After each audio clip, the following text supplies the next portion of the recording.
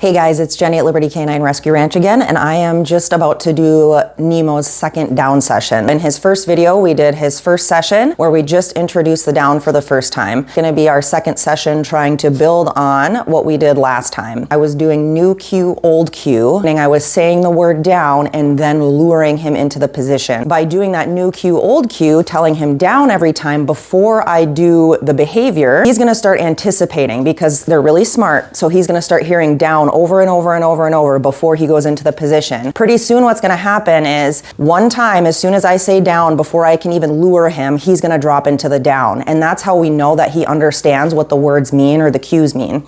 Down. Yes, good boy, good down. So there he went pretty much right away. He's really smart, like I said, he's picking up on this really quick. We're just gonna keep doing this over and over and over and over. Tons and tons of repetitions of this. Down. Yes. Do you see how quick he's going down now? Down. Yes, good down. He's so smart, he keeps just staying in the down because he's like, well, if I stay here, you'll keep feeding me, and he's not wrong. But I want to get more reps in so I can add the cue. Down. Yes. Did you notice that time I didn't even use a food lure?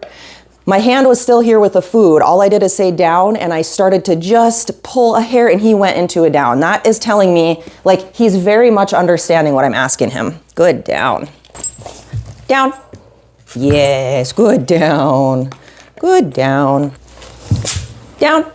Yeah, good boy. Because I'm doing a lot of different things right now just to teach him this, there's a lot of things that we're gonna have to fade away from. Ultimately, we wanna just be able to be doing whatever we're doing and just say down and he goes into this position. Right now, I'm on the floor with him, I'm giving him a verbal cue, I'm pulling down on his leash, I'm using a food lure. So we have to start to fade away from that stuff at some point. You work with the dog in front of you and he's ready for the next steps. Down. Yeah, good boy. So that time, I didn't even use the leash. He's picking up on this really quick. Down. Yes. So that time what I chose to do is I said down, and then all I used was a little food lure instead of using the leash. So I'm already starting to fade away from some of the cueing. Down. Yes, good down. Good boy. So now I'm gonna go to the next step. Have to be able to be standing up when we're doing this. Because he understands the downward food lure and that downwards leash pressure, I should be able to stand up and do the same exact cueing as I'm doing now, but standing up. And that might not seem like a big change to the dog, but it is a huge picture change. Right now I'm at his level, I'm really involved in this. When I stand up, I'm less involved, and start fading away from some of your cueing. I'm gonna do new cue, old cue. And with this one, what I'm gonna do is I'm gonna tell him down with me standing up. And if he doesn't do it right away, which I don't expect him to, I'm gonna add a little bit of downwards leash pressure on the leash. Hang up, I'm just gonna use my foot. Because if I bend over and I do all this, that's very similar to how I was just squatting on the ground with him.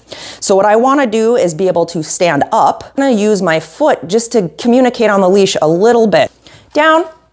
And then old cue, look at that, good boy, good down. He went right away. So I just said down, and then I went to put my foot on the leash. One interesting fact about dogs is they have a 1.3 second span where they can make a connection between cause and effect. So you have 1.3 seconds to say the word and then get them into the position again, otherwise that cue doesn't mean anything. So you wanna be able to add the cue once they're already doing the behavior.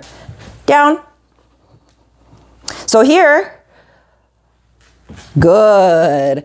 On that one, did you notice that he paused for a second? That's okay. He didn't do it right away. I told him down, and he took a second to think about it. So then all I did was I just kind of held that downwards leash pressure, and then he was like, oh, I know what that means. I've felt that before. I'm gonna go ahead and go into a down. Down. Good down, good boy. And that rep, I don't know if you can tell or not, but I barely put any pressure on the leash. He's starting to figure it out in this scenario too, that just because I'm standing up, that downwards feeling is still the same. So regardless of what I'm doing, that feeling means drop into a down. Down. Little pressure, good boy. And you'll notice in all of my repetitions, as soon as he is giving into this position, I'm letting the leash pressure off. So most of the things that we do in balance dog training is pressure release. So that leash is giving a little bit of pressure down. That pressure releases once he gets into the position, pressure off. So he learns that that pressure goes away when he does this. Down. Good, down, good boy. So this is just the next step. How you start fading away from some of your excessive cueing. We will continue to document his progress, and I bet in a week or two you'll be seeing him doing nice long downstays on just a verbal cue. And then we are going to show you how to layer an e-collar with the downstay once he gets to the point where he understands what's expected of him. So stay tuned for that.